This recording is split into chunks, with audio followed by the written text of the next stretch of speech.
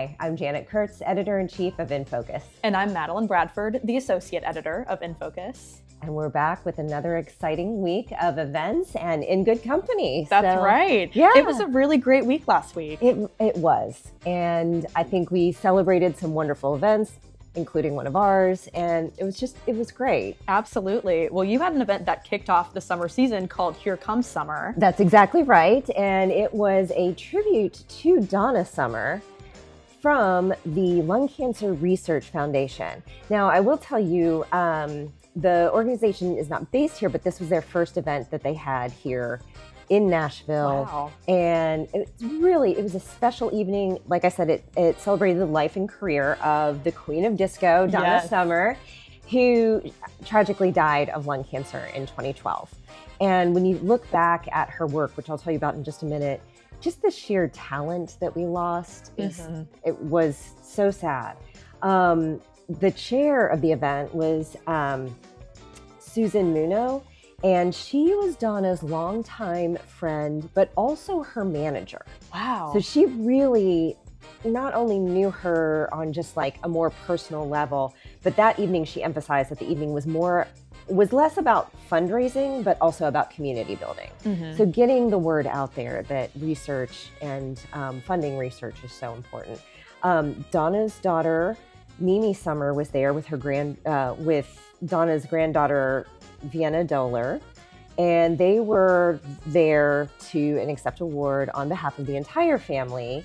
One of the most important parts of the evening, Dr. David Spiegel from the Sarah Cancer Research Institute, he actually shared about advancements in research and targeted therapies. Those are dramatically changing outcomes for patients. That's incredible. I know, because he really took it from, in 2000, there were 4 options for patients, and at the time, there was not much hope, even if you use those 4 options. And today, he shared the story of a woman who was using one of the targeted therapies, and it had eradicated her cancer by about 60%. Oh, wow. Yeah. So the fact that he just gave the room hope is such a remarkable thing. But, his message was clear that scientific breakthroughs happen because research is funded and supported. Absolutely. So very, very important. Then we also heard from stage 4 lung cancer survivor Stephen Huff, not our friend Marcy's husband, but another one, who, despite having never smoked, playing baseball, he received the surprise diagnosis at age 29. Oh my goodness. So his story was really about how the research gave him time with his wife, time with his now young daughters. So really bringing that mission into sharp focus. And what stood out the most was it was an evening focused on progress and that research continues to save lives. So it was a very special evening. I'm so excited that they're here and that they have some more work to do in our community to help spread the word and grow a community. Well, that sounds like an amazing event. And how many incredible stories were shared there? Oh my gosh. Well, one of the things was that we all got to watch a video on Donna Summer's career and just how impactful she was to the music industry. Absolutely. I don't know that people always understand that. And it was so special to watch that video and learn more just about her as a person, but also listen to her incredible music. She really is one of the greats. I must say her song Bad Girls has been on repeat for me this summer. Good. That's a great one. It is. You should. But yeah, it was, so I think that was just a really special thing that brought it all together for everyone and for the room. But I think that it's a really remarkable organization, and they're going to continue to do great things. That's awesome. Well, thank you so much for covering that. Yes, of course. Well, the next night, you and I were together at an Nfocus event. We celebrated our 3rd class of Fresh Faces of Philanthropy. this gorgeous issue. And I'm not supposed to pick favorites, but I think that this is one of the best issues of the year. Right. And Fresh Faces honors 10 honorees who are 45 years and younger. And these are true change makers in our community that are so community focused and driven. And our Fresh Faces event gives us a chance to raise a glass to all of these amazing honorees. They're incredible, and they are so focused on their organization, whether they work for that organization or they're board members or volunteers, and to see the results that they have been able to impact and influence through their time supporting these nonprofits, it's just amazing. That's right. And so I love to do this issue every year. It's inspiring for me. It really is. And we had such an incredible group of honorees this year, so it was an honor to get to celebrate them. Mm-hmm. And the event itself was also very beautiful. It was at Nelson's Greenbrier Distillery, and Rose Hill Flowers provided some beautiful, lush floral arrangements that added a lot of elegance to the evening. And to further that elegance, Viva La Strings performed their classical takes on modern pop songs. Love that. I always love going to an event when they're there. Yeah. They do such an amazing job.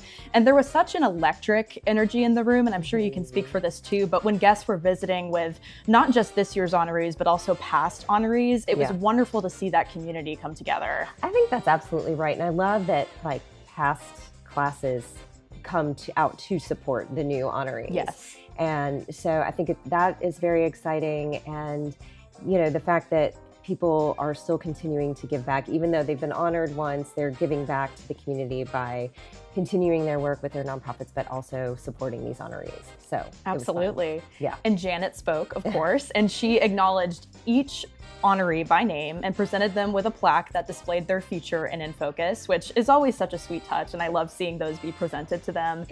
And you also highlighted how important all of these philanthropists are, especially amid funding cuts, and how they've really stepped forward and led the charge in keeping their nonprofits strong and furthering that impact in our community, which I thought was amazing. And then also, Joel Abramson, the Chief Advancement Officer at the Adventure Science Center, was presented with the Impact Award for bringing the most guests to the event. So great job to Joel.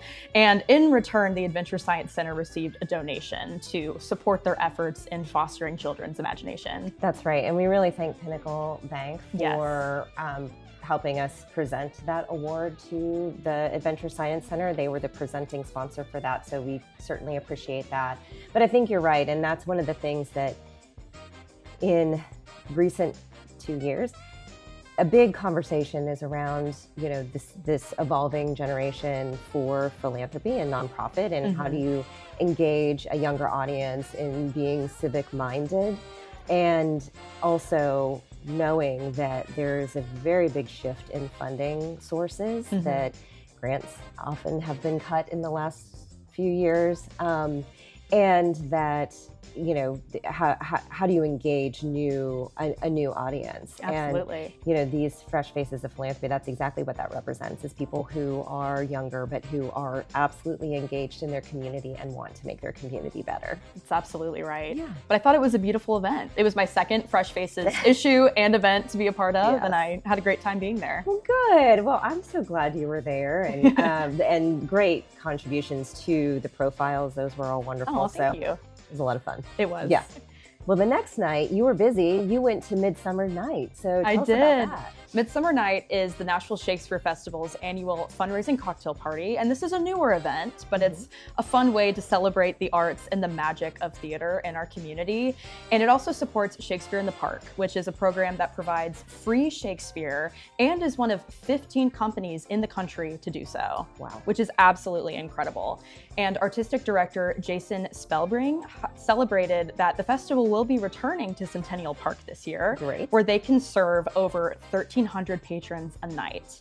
And Jason highlighted that a lot of these audience members are walk-ups, so they're already enjoying themselves at the park. They see a show going on and they decide to get in on the fun. And that really furthers that sense of discovery and love of the arts that the event emphasized. And I would also be remiss if I didn't mention the auction items. There were some incredible items up for auction, including several rare Shakespeare second folio leaves dating back to the 17th century. Wow. Which was so mind-blowing to see those in person. And For reference, approximately 200 to 300 surviving copies of the second folio exist today.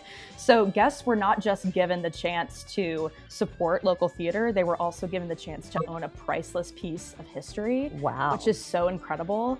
And then, of course, everyone was having cocktails and having a great time. And then several performers came in and started doing this very passionate scene in the middle of the crowd. They were kind of darting between people, and you really did feel like you were on stage with them. Right. And they were all so talented and passionate, and that was just a really lively, fun atmosphere. It is such a special organization and what they bring to the community. I have certainly enjoyed performances. Yes. From the Shakespeare Festival. I mean, like, they're just, it's just wonderful. And so I'm really glad that they are being, brought into the limelight more, or that people have the ability to appreciate them even more outside of the performances. Absolutely. Yeah. That was a really special event. Oh, good. Well, thank you for that. And I want to hear more off camera about these auction items. I know. Amazing. It was so surreal to see. Just to be in the room with them. Yeah, to be in the room with artifacts that old. Yeah, exactly. It's amazing. Okay. All right. Well, you went to the Legacy Ball Patrons Party. How was that? I did, yes. And the Legacy Ball Patrons Party, so this is the 5th year for the Legacy Ball, which will take place on June 27th. And it benefits the R.H. Boyd Foundation. So the foundation really raises funds for educational advancement, community support, and cultural heritage. And it's just a great event, first of all. I mean, the Patrons Party and the ball, great events. So friends gathered at Stephanie and Joseph Walker's home, which is stunning, first of all. The evening was a who's who of civic leaders, philanthropists, and community advocates. And so they all came together, and these are people, again, this kind of the theme of today, people who are very passionate about advancing education, advancing community, cultural heritage. All of those things were brought to light, and it was just such a fun night. Everybody was friends. They were out on the terrace having cocktails and conversation. The weather was beautiful, so it was a perfect night for it. As these things go, about midway through, LaDonna Boyd, who is the president of R.H. Boyd, took to the front of the room. Now, she is the first female president of that company in its 130-year history. Oh my goodness. Yes, they are going to be celebrating 130 years, I guess officially in November, but to have such a legacy is amazing. But she's the first female president. So, of course, she thanks sponsors, and that was so wonderful. She also listed this year's honorees, the Urban League of Middle Tennessee, the Nashville Public Library Civil Rights Room, writer Alice Randall, and the YWCA of Middle Tennessee. And so that's going to be very exciting to see them be honored on the 27th. And then she actually called up Howard Gentry, who we all know here in town, but he's the co-chair of the funding committee.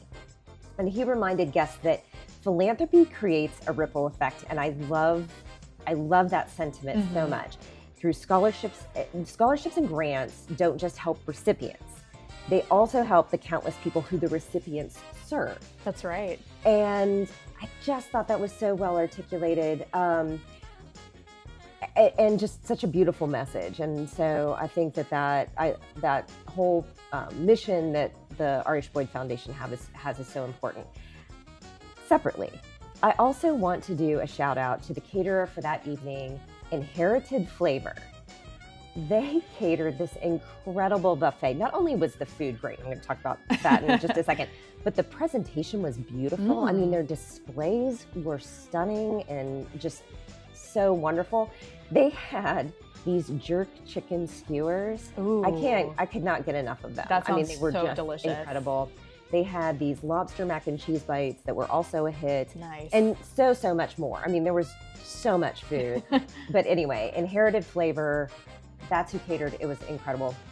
And then also, I do want to do just a little housekeeping note, and we all know that Nashville is not particularly good at our RSVPs, but LaDonna pointed out that only 60 tickets remain for the June 27th event. So, as she pointed out last year, please do not call her the day of and ask her to find you a seat because they will be sold out by that point. Yes. Get your ticket today. Do not wait until June 27th because Always they will be important. gone. I know, that's right. She shared the story last year of how she was getting her hair done and people were calling her saying, hilarious. Still tonight. So, anyway, buy your tickets for the Legacy Ball June 27th. And if you're not doing that, and if they're not sold out, the same night, Studio 10 will be in Franklin for their one night only. That's right. Yeah. And I'll be covering that. Very excited. Well, one other special surprise we have for our viewers today is our roving reporter, Carrington Fox, takes us inside the Adventure Science Center and their new dinosaur exhibit. This is a big deal. Good morning. I'm Carrington Fox with Nfocus magazine, and this morning we are at the Adventure Science Center. I'm here with Morgan Renberg, who is the Vice President of Exhibits and Experiences, such as the experience of running from a dinosaur. Oh boy, you would not want to run from one of these guys. So Morgan, tell us your role at the Adventure Science Center and how you're involved with the dinosaurs. Are you an archaeologist? I am not. I'm actually an astronomer by training, but here at the Science Center, I'm our Vice President of Exhibits and Experiences. And so I get to help design all of the exhibitions that we put in. And this has been one of my favorites. Tell us how long it's taken to put this room together. We've been working on this project for something like 2 years, piece by piece, bringing in dinosaurs, bringing in real fossils from across Tennessee, but we were always waiting on this guy. And he finally showed up a few weeks ago, and we're thrilled that he's now on public display. And who is this? So this is our T-Rex. He was found a decade or so ago in Montana, and this is an exact copy of the real one.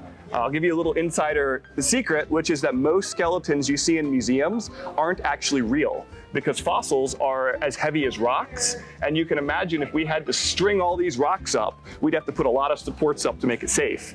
He looks a lot cooler like this. If you're a child and you come to visit this and meet this dinosaur, what else can you do? Yes, this is one of my favorite areas because you can explore using all your senses. So you can feel what dinosaur skin felt like based on actual T-Rex skin that has been found.